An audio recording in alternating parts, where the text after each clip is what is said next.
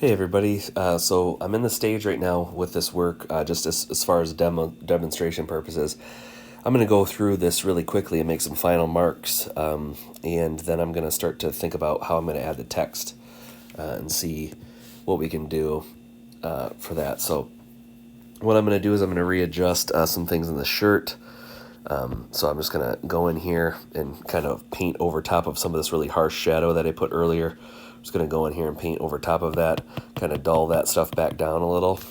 And just to keep in mind, I'm going to keep noticing some things about Diebenkorn's work that I'm going to try to emulate as well. I'm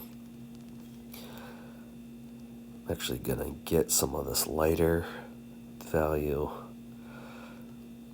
here in this section. I'm going to bring some of this down. Kind of get that. I'm going to bring this booth. I'm going to round that out a little bit. Bring some of that over. Just kind of see how it's over painted. I'm going to lighten all this up too a little bit. Just kind of carve this out a little bit more. Make that a little bit more clear. On the background here, what I've decided, what I'm going to do is I'm actually going to take some really, really dark, some of this blue-green that we used earlier, this real dark green. I'm going to get this to be a little bit more muted, and what I'm going to do is I'm going to come in here for this background in this sort of floor space. I'm going to kind of hash that in here. I'm just going to go paint right over top of that. So this will be more or less a system of shapes that kind of get compressed as they go away. Grab some of this too and make a smaller kind of square back here. These things are kind of vague back there, but this will be somewhat in keeping with our artist work. Just kind of think about this.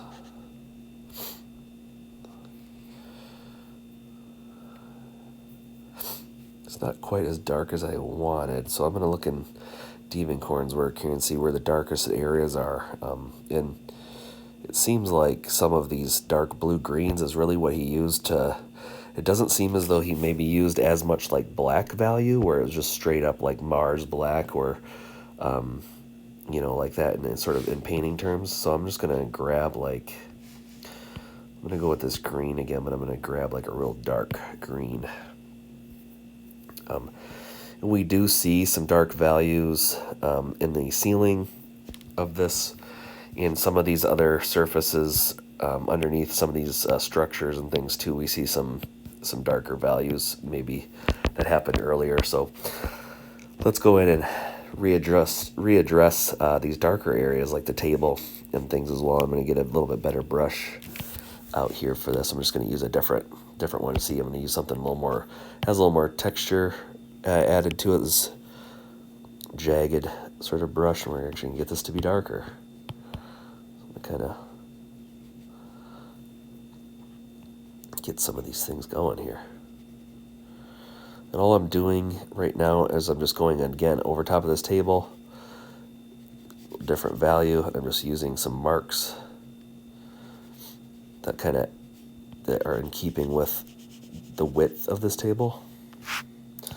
And I'm noticing too, like my spacing between like that cup and this plate, very, very different compared to this, right? But, I'm just going forward. I'm not trying to keep these things like hyper accurate right now. I can adjust that stuff later if it really, really bothers me, but I actually kind of like how this looks so far. So I'm going to kind of keep that in mind. Kind of scribble in and paint this in a little bit here.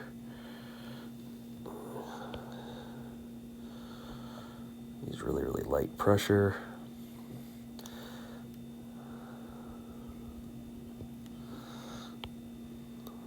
Some darker moments here too, maybe. If the edge of that table is really, really light, depending on what's going on, I'm going to just layer over top. Layer over top of that edge and dull that down a little. some of this going here.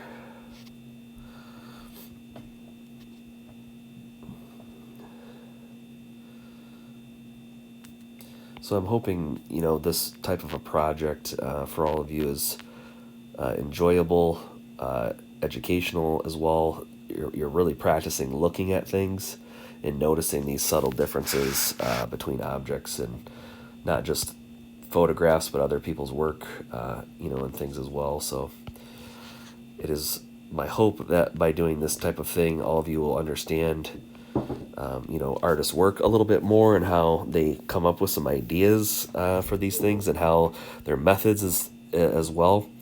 But for right now, folks, I'm just going to kind of take a look at this without looking at my reference, and kind of think to myself, I get it's very much abstracted compared to my masterworks that I was looking at.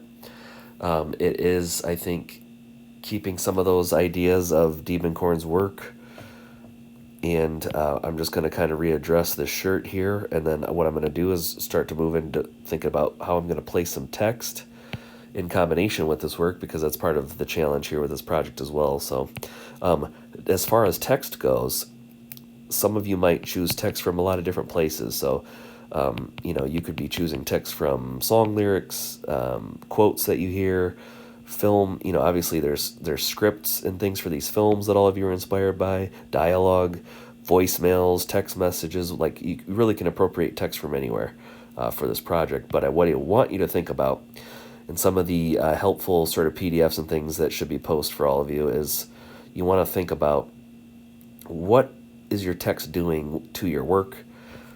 Is it supporting what is going on the surface? Is it highlighting anything? Is it becoming in conflict with whatever's happening? Is it making us question what's going on in our world?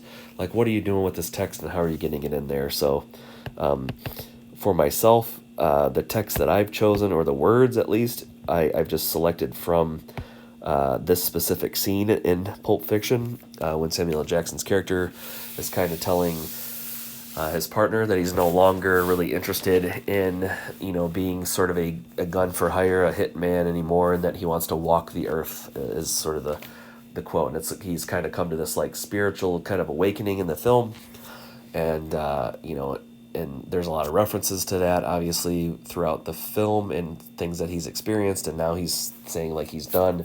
He just wants to be finished with that lifestyle. So he's going to try to make some changes in his life. So my quote of what I'm going to use, the words, is going to be "walk the earth," really, really short. And I'm just thinking right now, opportunities for my work where I could place the text. And really, you can place it anywhere over top of your work. But what you want to think about is, how you might be able to highlight what is already going on in your work. So there's lots of different ways to place text, and I just want to show you some things that I'm thinking about right now. So I'm going to just move to a different layer here really quick. I'm just going to do this with white here, and I just want to show you opportunities that I'm looking at right now. The background's kind of complicated. If I were to put any text back here, maybe that would work out well. This area over here looks kind of nice, where I might use this square and just place the text back here.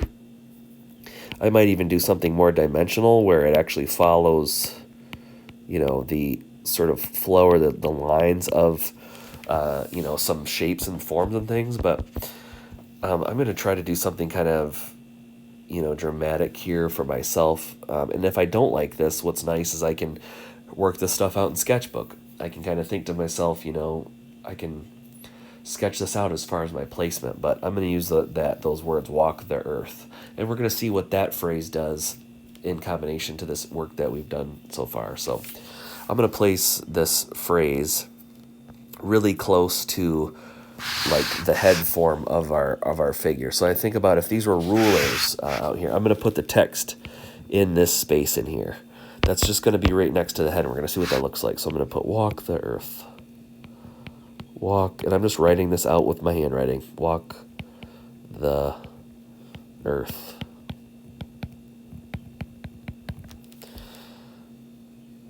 Now, I'm not sure if I like the size of that right now, or what that's doing, but it is quite small on the overall surface of that work.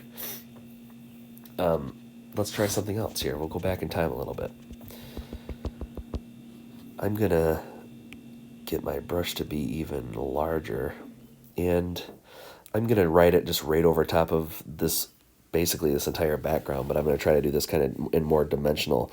I'm thinking like kind of in the style of like Wayne White a little bit, how we'll put walk,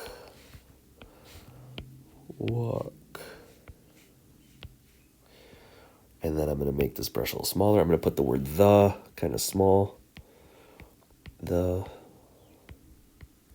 and then I'm going to put the word earth a little bit bigger. And then where do we put earth? Maybe I'll put it on this table. Walk the,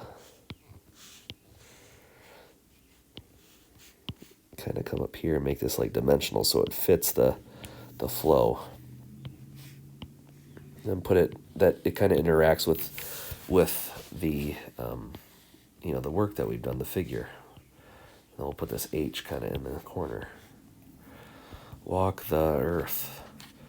That's kind of nasty. I don't know how I feel about that, but I like the interaction of the text to, the surface here, the actual placement of like the objects and things. It's kind of interesting to me. So it's a note that I'm making. And right now I feel fortunate and grateful to be able to sort of go back in time with this, this iPad and this app here. But if I didn't have this, I would just be doing a bunch of different versions in my sketchbook till I landed on something I really liked.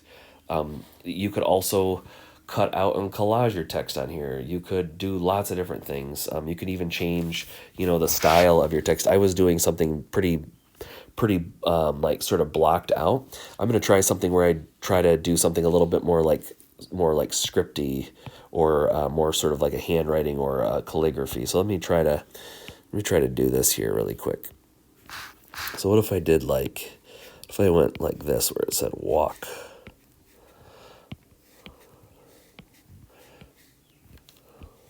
I'll put the up here, and maybe I make earth then do this all maybe lowercase.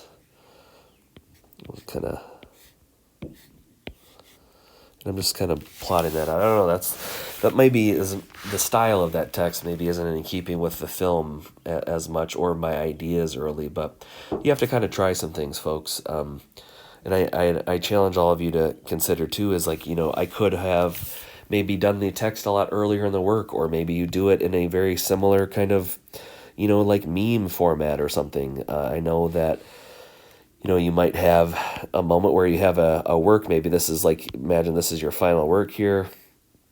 And, some of those really powerful combinations of text and image have been seen, as memes and other sort of, comical kind of devices, where we see the image here, and then maybe the text is up here really plainly where, it says walk the earth.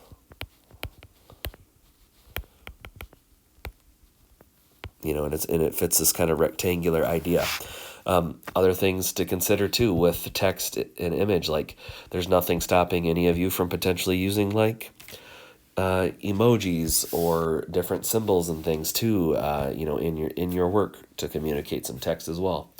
You can have things up and down and backwards and forwards, and I just really want you to kind of experiment a little bit with how you might put this text in here in the style of your text as well.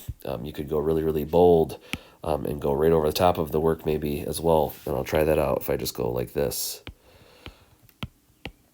Where now all of a sudden the text becomes very much, a big highlight moment for this work, because it's the thing that we're not going to be able to get past before we get to the image, right? So we have to contend with the text first, then we see the image in the background, right? But think of a way for yourself, as the artist working through this, how you might pair that text and image, because you're spending all this time creating that work, that hybrid moment of the styles, and then you have to also get the text in there. So please let us know, folks, if you got any questions about this stuff. But it was great being able to do this for you. Let me know if you got questions.